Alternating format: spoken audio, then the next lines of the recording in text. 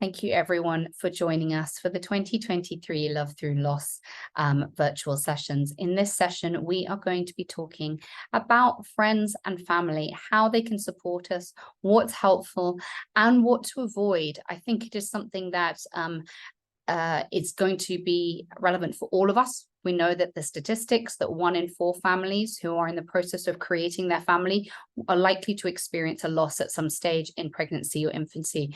And so being able to understand really from parents firsthand how we can better support families is really, really key. Joining us today, we have 3 incredible women.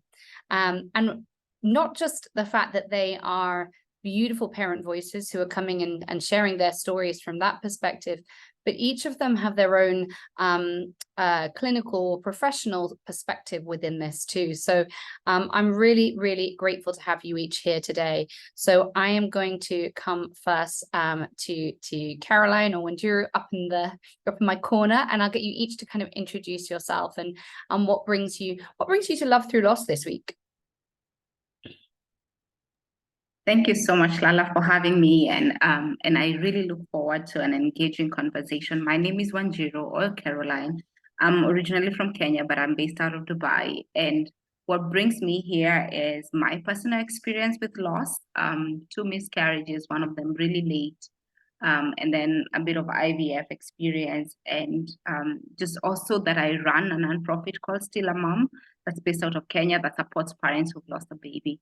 So I'm extremely excited about the conversation we're about to have about family and friends and the kind of support systems that people can have and people they can surround themselves with.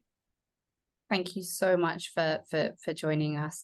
And I'm going to come to you now, Talitha, as well, and get you just to introduce yourself. You've spoken so beautifully within a couple of the panels, so some people who've joined us already may be familiar, but for those who aren't, just share a little about what brings you to Love Through Loss this week. Yeah, so I have 3 children, Hosea, Malachi, and Silive. And Hosea and Malachi, they passed away last year. So through Love Through Loss, I've really been empowered to have different conversations with people about my sons, and just to be able to think through just the diversity of families that we see in life, because as you said, 1 in 4 women experience some type of baby loss or infant loss. Thank you so much for joining us today. And the other thing just to note within that is that you are a doctor yourself and have been through med school. We had an amazing session yesterday when we were talking about kind of compassionate care within the medical system as well, and speaking a little bit to perhaps the lack of training and confidence in that within some of the medical system. But I'm going to now come over to Dr. Romina and ask you just to introduce yourself and share a little about what brings you to Love Through Loss this week. Thank you. It's a pleasure to be here. My name's Romina, and my camera keeps flipping on its own, so I'm really sorry for that. It just decides to do it. I'm going to flip it around again. So I'm a clinical psychologist by profession, and in my personal experience, I've had a few losses. I've had a missed miscarriage, and then I had an ectopic pregnancy after that. And one of the things that I really want to do in my personal and professional life is just to raise awareness around it. Look at ways of thinking with women about how to make the process as compassionate as possible, as you guys have all said. I felt much stronger when I had people around me during the losses. So this talk in particular felt extremely important to me. So I'm really glad to be here. Thank you so much to all of you for joining today. What I wanted to really start was just by asking, in those early days when you were in the midst of going through your loss experience or experiences, how did family and friends show up for you? What did that look like? Was there something that stood out for you as deeply compassionate, or something that perhaps struck you as deeply insensitive perhaps within that as well. I'll come to you, Wanjiru, first within that. I was extremely blessed to have like really, really plugged in family whose first reaction was, oh my God, are you okay? What can we do to support? And that's because my first loss was, like I mentioned earlier, at 21 weeks. And so I had a delivery and I was in the hospital for a while. And even when I came back home, you know, starting with my spouse, my husband, he was very aware to hide the diapers. I think he drove around with them in the boot of the car for quite a bit, because just anything that would trigger me, he was very alert for that. But what stands out really is we had this couple friend of ours who came and visited and said, we're bringing dinner. And I've always been that huge advocate of, if you ask people, how can we help? Because they don't want to be burdensome, chances are they're going to say no. You know, we're okay. Thank you for asking. Alternatively, you can think ahead and figure out what are the things that we could do to support them. It could be if they have other kids, maybe you can take those kids for a while, you know, but like really intuitively figure out what they need and then meet that need, as opposed to asking if they want to be helped. I have though experienced, and this is now with my work with Still a Mom over the last 8 years, as being an advocate for, you know, support. Whenever I would speak like in the media, on air, you know, I have had extended family that were feeling like, you know, isn't that a little bit too personal to be putting in mainstream media or TV? And some of them were very vocal about it. But by virtue of the fact that I've received so much support from my immediate family and close friends, and I was speaking on behalf of so many other women who don't have the same support system, I kept going. But yeah, there's been a little bit of both, but for me, more support than anything else. That's really wonderful to hear, but you're very right in speaking to it. It is a topic that a lot of people are deeply uncomfortable to have. It's not just uncomfortable, it's a frightening topic, I think, for many people to navigate through. And that's why I think so often people either say nothing or people say the wrong thing within that as well. Talitha, for you, how did your friends and family provide kind of meaningful support in that immediacy of baby loss for you? Were there specific actions or gestures that really stood out for you as particularly helpful, or lacking in compassion and understanding? Yeah, so my story is well, my pregnancy was complicated, and so my sons were in the NICU. So from that time, even before they passed away, we were just really blessed by people we knew, and then also by people that we have still never met. That we were provided housing, we were provided a car because I had a C-section, so I couldn't get into our Jeep. We were provided every single meal. Which, and even I think just a few months ago, I met someone in India who said that she had sent us a meal, and I didn't know her, just because of the few friends that had arranged a meal train and just done all these things to care for us in those days when we were like in a fog of grief and we couldn't have figured out how to find housing or find a car or provide every meal. I think we would have just slept in our car and starved if we didn't have the people around us to care for us. It's really wonderful to hear, you know, that just the depth of kindness and humanity from even people you've never met and who've never met you. Just knowing and hearing, I hope, from these panels like this, what a difference it makes to parents. Things like, you know, one of the things I think that we all hear and we understand as parents is it is very hard to just function in the beginning, just the functioning of going through the day, of trying to eat, you know, 3 meals, or, you know, and trying to eat. Some people can find that they get plenty of sleep, others really struggle with sleep, but trying to just do those basic care functions can feel overwhelming. Having somebody turn up and the meal's there, you know, you eat what you want of it. It's not a case of you having to think what it is and having to even just order, you know, when even just looking at kind of a website or a menu just might feel overwhelming. Just being able to have that dropped off, and there's such comfort in that. And I think that's, you know, as you said, it's a very easy and simple thing that for people to do, and they don't really need permission to do that. They don't need to be told and guided on that. We know that that's a basic essential need within that. Romina, we've heard from Wanjira and from Dr. Talitha there. We've heard that, you know, both of them were at slightly different stories around pregnancy and infant loss there. You've talked about the fact that you've been through miscarriage and ectopic pregnancy yourself. Within that, was it news? I think you shared with us yesterday, for those who joined, but you shared that you kind of shared that news of your pregnancy quite early on. And how did that then impact friends and family providing meaningful support for you during your immediate experience? And was there things within that that stood out as really particularly tender and compassionate, or things that perhaps lacked in sensitivity or comprehension of what you were going through?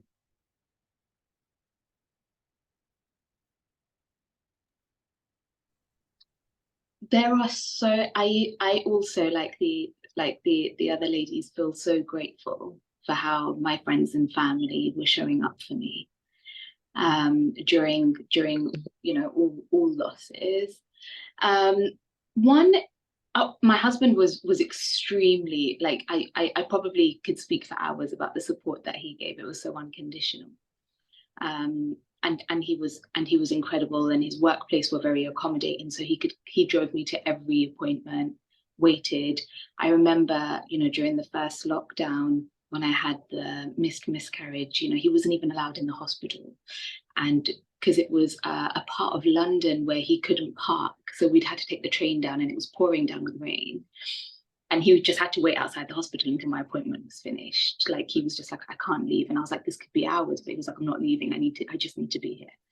So, you know, there were those things that he did, you know, that were, you know, I'm very, very grateful for. I'll always remember. But one thing that one of my friends did that I still to this day will never forget is when I had to make a decision on how we wanted to manage the ectopic pregnancy. And during the appointment, they'd given me tons and tons of flyers, medical management, surgical management. I had to pick one, and they were like, you need to pick it by the end of tonight, really. And I was like, I need an extra day. This is too much.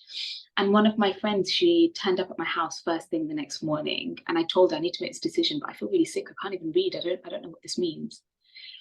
And my husband's like, do whatever feels right. And I was just like, no, like, I don't know what to do. And she went through every single flyer with a tooth comb, wrote down every single pros and cons, like, that could possibly happen with me. Made, like, you know, then eventually we were like, let's go for medical management, which is the methotrexate drug. Then drove me there with Azim, my husband, waited for me to have just the waiting, like, she took it upon herself to do that journey with me and stayed with me until that part of the journey was done, you know? And just having this one constant person for those 24 hours whilst I was going through that with Azim, who I was starting to feel guilty for how much I was putting him through, you know? It was like days and days, and I could see he was exhausted. So just someone else coming in and just doing a round of one part of it, one journey in that whole experience, you know, meant so much, you know, not having to explain it. She could just take care of me in that way. It was very thoughtful.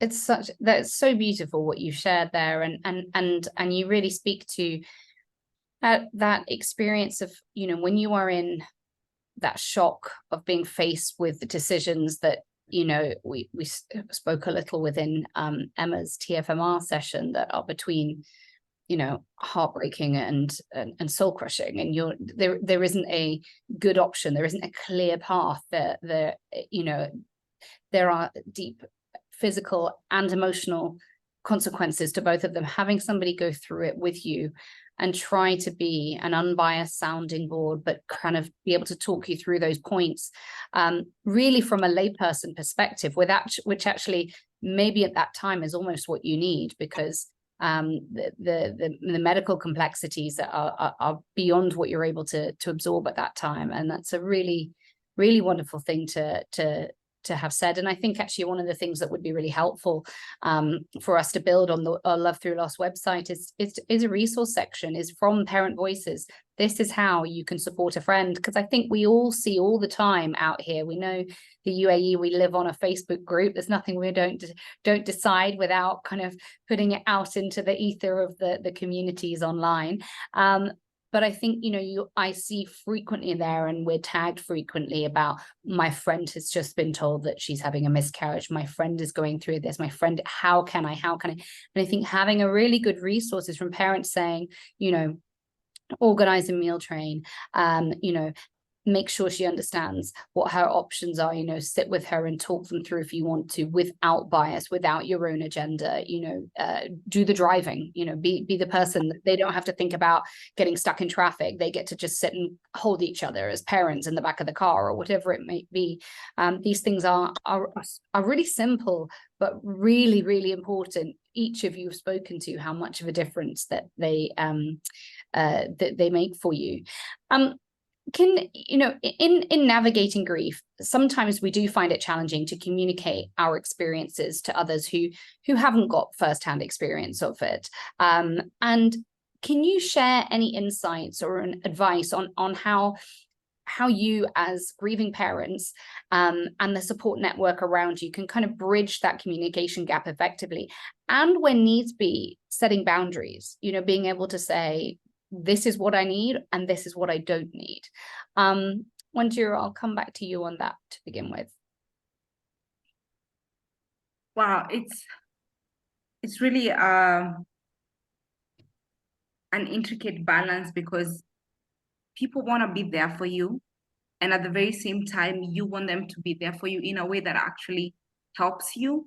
I'd like to speak more towards the boundary setting. And I think it's one of the things dads do in a fantastic way. And, sort of just manning the phone lines in the sense that, no, we can't host right now, or right now we're not ready to have any guests. And that setting of boundaries of, thank you so much. We love that you want to be there for us, but this is not a good time. Or could you reach out to us at XYZ? And that is so great, because then you feel like you don't have to be the host. You don't have to be polite. You don't have to have all of these people in your house when you would rather honestly be in bed in your pajamas and just weeping, or, something like that. The other extreme is, and I say this whenever I talk about supporting parents who've lost a baby, is as a friend, when you're on the other side where you're being a friend, honestly, people who are navigating grief can be hard to love, and you have to put yourself in their shoes. And sometimes that means checking in today, checking in tomorrow, and next week, and the day after. We are not being difficult on purpose. We're just navigating something very complex. So don't go away at the slightest just because I didn't come to the phone, or it could just be literally leaving a note under the door if you came and there were no lights on, but we are home. It can be, I feel like this is the perfect time to pay the price for love. Love on people even when at this point they're not really, really responsive. So it's sort of like a double-edged sword, in the sense where it's good for people to respect your boundaries, but then people shouldn't be like, oh yeah, I reached out to her twice and then she didn't get back to me, and so I decided to give them space. There's also that place, and especially if you're really, really close, there's that space to just keep checking on them, keep trying until they feel that they are ready for that part of their grief to welcome you in. I don't know whether that makes sense. No, you articulated that so perfectly, that it is respecting boundaries, and it's still showing up and still saying, I'm still here for when you need, and when you're ready, I'll be here. But I keep respecting those boundaries. Romina, can I come to you on that as well, and how you've experienced that and how you supported families, what you would say in creating those boundaries, and also then telling people to, to keep reaching out and be led by the parents? It's such a great question. So I come from a giant family. Giant, like my parents have like 6-7 siblings each, huge family. And we're South Asian Bangladeshi Muslim family. And I remember, when I was going through that loss the second time, aunties would often say things like, inshallah, it will happen again. God willing, it will happen again. Every time they said that, I felt like, I was being stabbed. Like, it was very painful to hear that. So I remember calling up one of my aunts and saying, please, I need you to speak to everyone and say, I can't hear that right now. Like, I'm happy for them to say that they're praying for me, they're holding me in mind, they're sending me food, all of those things I'm grateful for, and I need those. But I just can't hear that right now. It's not the time. And I know it comes from a good place, but just that statement, I couldn't hear. And she was great, and she did. And, people did respond to that very well. But I think it just goes to show, these little things would never be prepared for, So just having, one or two people there who you can speak to openly and ask them, to do that, you can still see these actions as coming from a good place, but they're just painful for you right now. And that's okay. These things can coexist. You can be grateful for their presence and the things they do. But if some things they do are painful, we can still speak to that where possible. I think that it really speaks to kind of the duality of the situation and within grief. And just as you said, Wanjiru, is that, grief doesn't make people easy people to be around, because there's nothing that's going to make it better. And there is such anger, the world keeps on going, and your world has fallen apart, and things like that are just, how can those two things exist at the same time? I think can make it very, very, very challenging for parents to navigate. And I think you spoke, really beautifully there, Romina, to, we see it's so beautifully interwoven in our culture out here and within Dubai, is that, inshallah is woven into so many of the conversations you have on a day-to-day basis. And it's said with such well-meaning and well-intent and good intent, but it just I think child loss is one of the things that tests people's faith more than anything else in a lifetime is going to. And I know I'm speaking to 3 women who all have faith in their lives. But it really is something that tests you enormously. And you may not yet be ready for that. And I think, and it's very difficult because some of those words then imply, that, okay, was it God's will? Or as a bereaved parent in those early days, no matter where you end up within your faith and what brings you peace, I don't think anybody ever feels that anything is better than your baby being with you. No matter what paradise they are in, you want them in your arms. So I think, as you said, being able to just say, you can say that you're praying for me and say that I'm in your thoughts and in your heart. But you might not be in that place yet. And it's really following the parents' lead, isn't it, within that? You also both spoke, a little bit about the continuity of this. So, obviously building that supportive community around you from friends and family is so essential. What are some of the ways that friends and family then can continue to offer you support in the long term, beyond those initial stages, really recognizing that grief is a continued journey for the rest of your life? You are that baby's mother, you have been through this, you carry this with you. I'm going to come to you on that, Talitha. Yeah, so I think I have a really good example of this in my pregnancy after loss. That and Lala, we've spoken about this. My friends threw me a baby shower, which I wasn't too excited about because I didn't have one with Jose and Malachi because they were born. They had the same friends had planned a baby shower, and then they were born and passed away before the baby shower date. And so this time my friends just really wrote some beautiful things, and I thought maybe I could read you some of those things they had written so that everyone who came to the baby shower would be really aware of the way that we wanted to talk about our family and how they could specifically support us in grief, because everyone grieves in different ways and not everyone wants to talk about their children all the time. I really love talking about my children, all my children, but it's okay if you don't want to. And so I think, yeah, just a few things that my friends had written were, we used to call her baby Lentil because she was the size of a lentil. Lentil is Nathan and Talitha's third child. Please don't refer to her as the first child or first pregnancy. We're grateful if you acknowledge Hosea and Malachi as well. We can love Nathan and Talitha well by avoiding phrases like, God wanted you to have this baby first, or everything will be okay, but instead speak truths of their hope in Christ and how grief and joy can coexist. And I think that we really saw this in our baby shower as well. And then when our daughter Sylve was born, that so many of our friends were really able to acknowledge, or they even call her little sister, which has just been really sweet for us that they have entered into this new season of grief with us because of this, like these phrases in the baby shower, and because of how we have spoken about our family. Thank you so much for sharing that, because that is so special.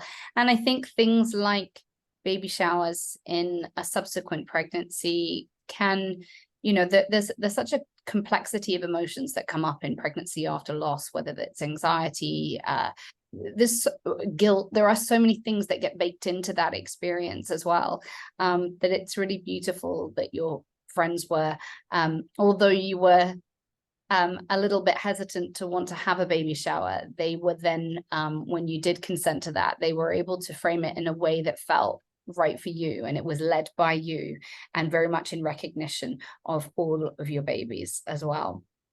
Thank you for sharing that. It should be fairly obvious that there is a kind of support hierarchy in place when parents lose a baby, in that I tend to look at it like a circle, like the inner circle. This is the parents, they are in the eye of this experience. And then you've got grandparents, you've got siblings, you've got everyone that's wrapped around this experience, and then friends and family, and it goes out, and usually that radiates outwards. So you are always kind of supporting into the circle that's within yours. And I think sometimes that can be really difficult, particularly where we've seen and heard, and it's been attested to the fact that, you know, generationally things have changed a lot, and how we recognize baby loss, how we speak about it as well. So how do we perhaps set that conversation, set those boundaries we've talked about, dictate our own narratives around our babies within our families, while not neglecting the kind of role and the grief and the need of grandparents or wider family? And I'm going to come to you on that, Romina, because you've just talked about what a big, wide and wonderful family you have. What was that experience like for you? So I'm the only daughter, and I have 3 brothers, and they're all younger than me. And we always joke that we're a really intrusive family, where no doesn't mean no. So during that time, I feel like behind my back, they all had like a tag team going on. Like my mom was there every day, but my brothers had a tag team between them. So I had a brother turn up at my doorstep with like a 1,000-piece jigsaw puzzle, and was just like, we're going to do this today, like whilst we were in the waiting period. So I think gender comes into it. Like sometimes I fantasize about what life would have been like if I had sisters. But, you know, God gave me brothers, and I think they showed up in a way that made sense for them. And I think something that I really appreciated was that people showed up for Azim too, my husband, because I think, you know, I had the pregnancy and the loss had taken and the surgery had taken such a physical toll on my body, and he was doing so much of the caring for me. I felt really guilty about, you know, his life just being centered around my needs. So when people came in to take care of him whilst my mum was taking care of me, I was so grateful for that. I was like, oh, he's getting a bit of an evening break, you know? So there's the maternal aspect of it, but for me in that moment, the guilt of what Azim was going through was really hard for me, for a number of reasons, because it went on for so long, and, you know, he was sacrificed, like he was giving so much to me, and I felt like I couldn't give anything back.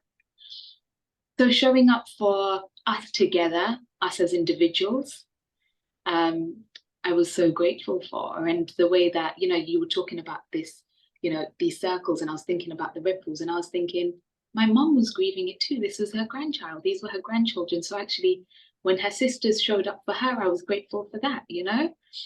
So it's, you know, in some families, the grief absolutely isn't just one person's. The grief can be a number of people's. So collective healing, whatever that might look like in certain families, definitely, you know, played a very big role in my life during that time.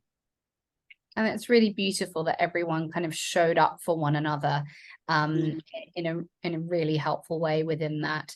Wanjiru, is this something that you kind of had experience of as well, or have seen within the many families that you've supported as well?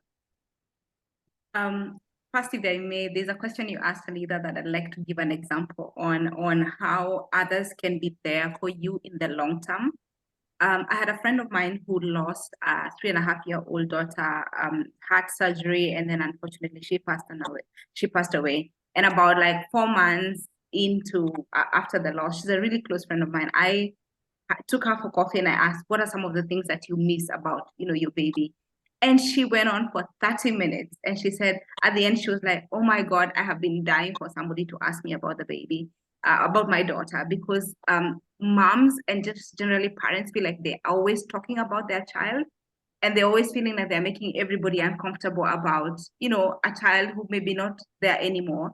But that child lived, aunties and uncles, everyone, people knew them, you know, they had experiences, they went to school.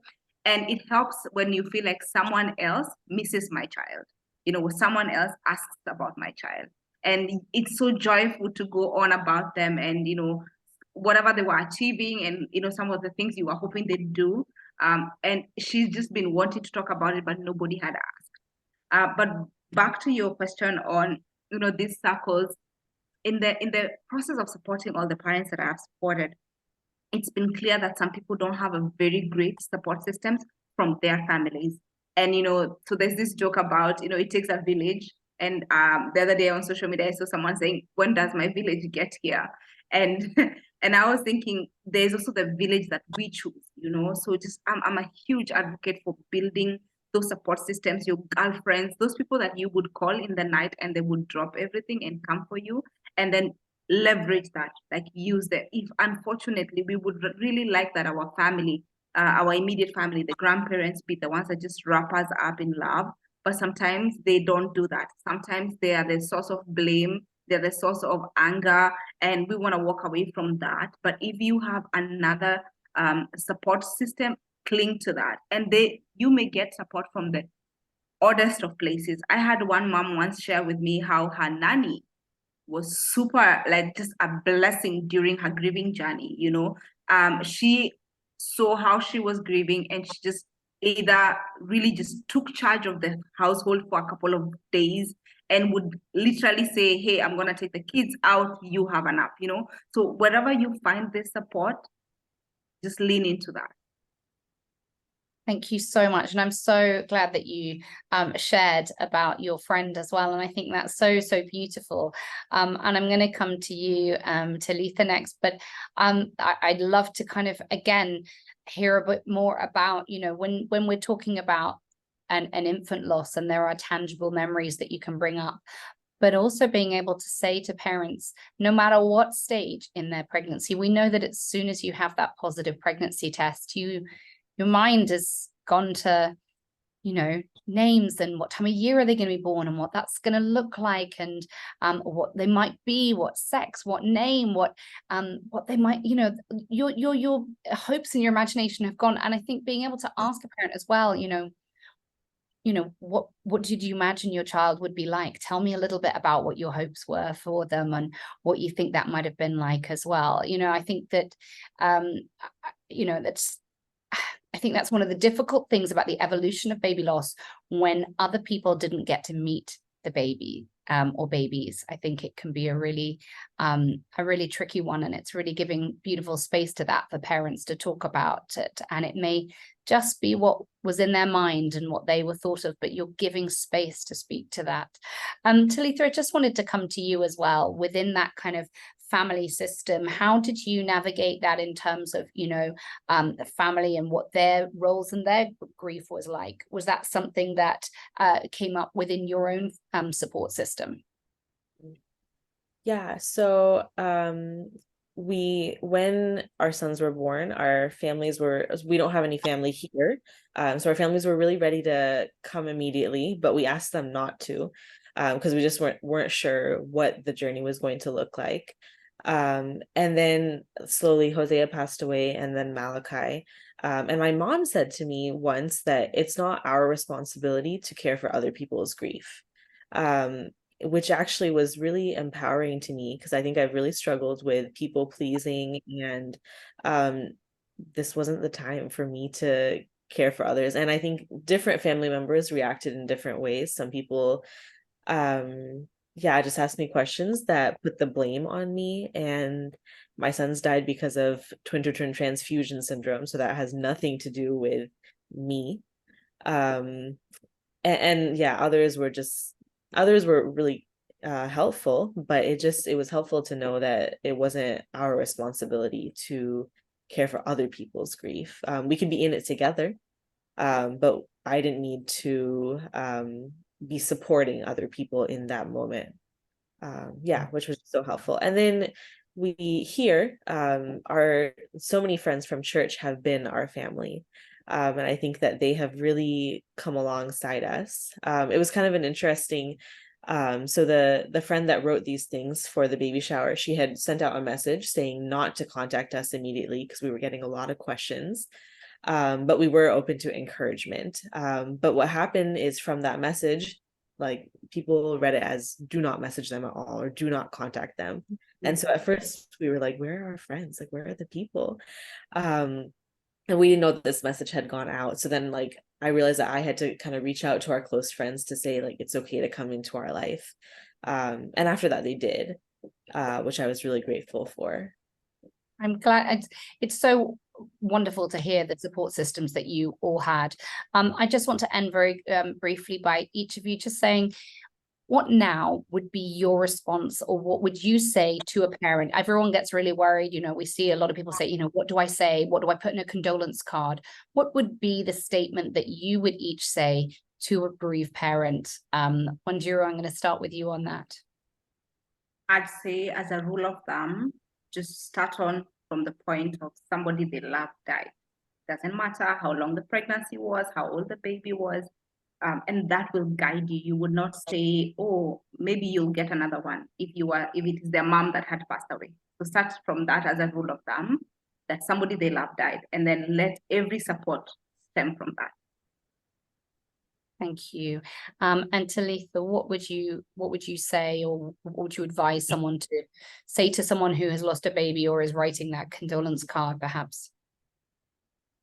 Yeah, I think first, just starting from a point of knowing that you can't completely understand everything. You can seek to understand, and there are so many ways in which you can seek to understand some. But I think that it's kind of damaging to say, I completely understand what you're going through. And so rather to say, I'm here for you, even if I don't fully understand, I think is helpful. Thank you. And Romina, lastly, I'm going to say the same to you. I think one of the things that is really important for us to just make some space for is that people's lives will move on. If I'm a woman in my 30s, and a lot of the people in my life are women in their 30s, they're going to have children, right? And I think in people's effort to be very thoughtful and sensitive, sometimes it can be a bit clumsy. So often we'll hear, women, a lot of women I know, saying that friends have gotten pregnant, are very far into their pregnancy. They hear from other people, or suddenly it comes out in uncomfortable ways. And it's not that people are doing it in any way deliberately, but because it can be very paralyzing to then fall pregnant when a close friend or family member has had a recent loss. So one of my advice would be, check in with them in private, tell them in private, ask them, avoiding it and then finding out in other ways is just going to be more painful in many circumstances. So that's just one, because I agree with all the other ladies. I don't think there's anything more I could add to those messages in the card, but I think this is a significant role of friends and family as well in the aftermath of loss. Yeah. And remembering important dates, ask parents, what are the things you want me to remember? When are important dates? How can we surround you with love through those? And don't start any sentence with at least, ever. I think we can all agree on that. Thank you so much to each one of you for joining us today, for sharing your beautiful babies with us, your own journeys, and for helping guide friends and family and how they can better support others. We're so grateful for all that you share within our community. Thank you so much. Thank you. Thank you.